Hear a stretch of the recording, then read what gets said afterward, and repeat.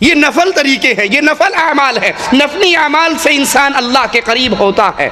مالک کہتا ہے اتنا قریب ہو جاتا ہے پھر میں اس سے محبت کرنے لگتا ہوں اور میں اس کا کان بن جاتا ہوں جس سے یہ سنتا ہے، میں اس کی آنکھ بن جاتا ہوں جس سے یہ دیکھتا ہے، میں اس کا ہاتھ بن جاتا ہوں جس سے یہ پکڑتا ہے، میں اس کا پاؤں بن جاتا ہوں جس سے یہ چلتا ہے۔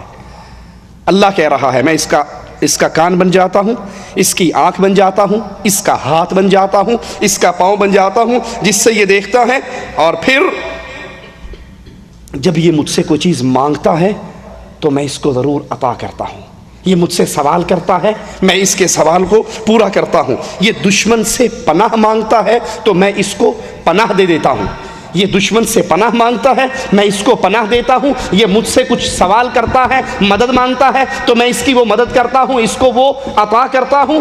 اور مالک کا فیصلہ سنیے، مالک عز و جل فرماتا ہے مجھے کسی کام میں اتنا تردد نہیں ہوتا جتنا اپنے اس مومن بندے کی روح قبض کرنے میں، اس کی روح قبض کرنے میں جتنا مجھے تردد ہوتا ہے اتنا کسی اور کام میں نہیں، کیونکہ اس سے جسمانی تکلیف کی وجہ سے موت ناپسند ہے اور مجھے بھی اپنے ولی کو تکلیف دینا پسند نہیں، مگر حقیقت یہ ہے کہ اسے موت سے چھٹکارا نہیں۔ صحیح بخاری کی یہ حدیث ہے، ذرا یہ اس حدیث پہ غور کریں۔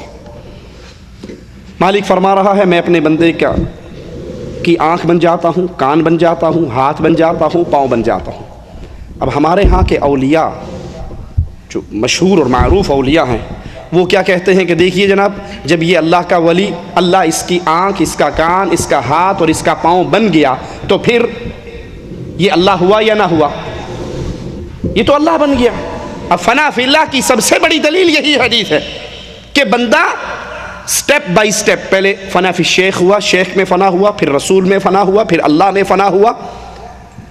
سوچئے اسی حدیث کے الفاظ پہ غور کیجئے تو فنا فی اللہ کا یہ کفریہ عقیدہ پاش پاش ہو جاتا ہے۔ کیسے؟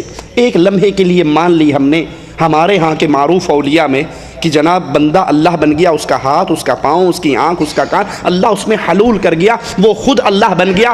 لیکن حدیث کہہ رہی ہے، مالک کہتا ہے جب یہ مجھ سے مدد مانگتا ہے تو میں اس کو مدد دیتا ہوں، یہ دشمنوں میں گھر جاتا ہے، اللہ کی پناہ کا سوال کرتا ہے تو اللہ اس کو بچاتا ہے، پناہ دیتا ہے۔ اگر یہ خود اللہ بن گیا تو اس کو مدد مانگنے کی ضرورت کیا ہے؟ اگر یہ خود اللہ بن گیا تو اس کو پناہ مانگنے کی ضرورت کیا ہے؟ تو خود اللہ ہے۔ پھر مالک کہتا ہے اس کو موت آتی ہے، یہ موت سے بھاگ نہیں سکتا، موت آتے ہوئے اس کو جسمانی تکلیف کی وجہ سے موت ناپسند ہے، مجھے بھی اسے تکلیف دینا ناپسند ہے، لیکن موت سے اس کو چھٹکارا نہیں۔ اگر یہ اللہ بن گیا تو موت کس کو آ رہی ہے؟ یہ عقیدہ کفر کا عقیدہ ہے کہ انسان میں اللہ حلول کر جاتا ہے، اللہ بندے میں آ جاتا ہے، بندہ اللہ میں پہنچ جاتا ہے، فنا فی اللہ ہو جاتا ہے یا حلول ہو جاتا ہے۔ یہ دونوں عقیدے کفر کے عقیدے ہیں جن کی سب سے بڑی دلیل وہ حدیث کے اسی بخاری کی اسی حدیث کو لے کر توڑ موڑ کر اپنا موقع پیش کرتے ہیں، اور یہ حدیث پوری پڑھ لی جائے تو ان کے عقیدے کو پاش پاش کرتی ہے کہ اللہ فرماتا ہے میرا بندہ مجھ سے مدد مانگتا ہے، میں بندے کی مدد کرتا ہوں، وہ مجھ سے پناہ مانگتا ہے، میں اس کو پناہ دیتا ہوں، اس کو موت سے فرار نہیں ہے، میں اس کی موت تو میں نے قبض، اس کی روح تو قبض کرنی ہی ہے، اسے موت تو دینی ہی ہے۔ اگر یہ اللہ ہو جاتا ہے تو اللہ کو موت نہیں، یہ موت کس کو آ رہی ہے؟ اولیاء اللہ کی توحید کو ماننے والے اور اس کے رنگ میں ڈوبے ہوئے۔ اب سوچئے جو اللہ کے ساتھ شریک کرے، اس کی ذات میں حلول کے عقیدے رکھے، وہ کیسے اللہ کے اولیاء ہو سکتے ہیں؟ چاول کا دیکھ کا ایک چاول آپ کو چیک کروا دوں کہ حلول کا عقیدہ رکھنے والے کتنے کفریہ عقائد کے اوپر اپنی زندگی گزار رہے ہیں۔ یہ ہمارے ہاتھ کے اندر دیوان محمدی، صفحہ اس کا 136، رائٹر ہیں اس کے سلطان الکاملین حجت العارفین عبد النبی المختار حضرت خواجہ محمد یار فریدی، کہتے ہیں سورۃ رحمان ہے تصویر میرے پیر کی، لا حول ولا قوت الا باللہ، انا للہ و انا الیہ راجعون۔ سورۃ رحمان ہے تصویر میرے پیر کی۔ اللہ کیا کہتا ہے؟ لیس کمثلہ شیء، اللہ کی کوئی مثال، اللہ کی کوئی مثال نہیں۔ وہ کہتا نہیں میرا پیر یہ اثر میں اللہ کی تصویر ہے، علم القرآن ہے تقریر میرے پیر کی۔ یہ قرآن جو تم پڑھ رہے ہو، جس کو تم اللہ کا قرآن کہتے ہو، اللہ کا کلام کہتے ہو، نہیں، یہ قرآن میرے پیر کا کلام ہے۔ کیا خدا کی شان ہے یا خود خدا ہے جلوہ گر، ملتی ہے اللہ سے تصویر میرے پیر کی۔ لا حول ولا قوة الا باللہ۔ رسول اللہ صلی اللہ علیہ وسلم سے معراج کی رات سوال ہوا کہ آپ نے اللہ کو دیکھا؟ کہا وہ تو نور ہے، اللہ تو نور ہے، میں اس کو کیسے دیکھتا؟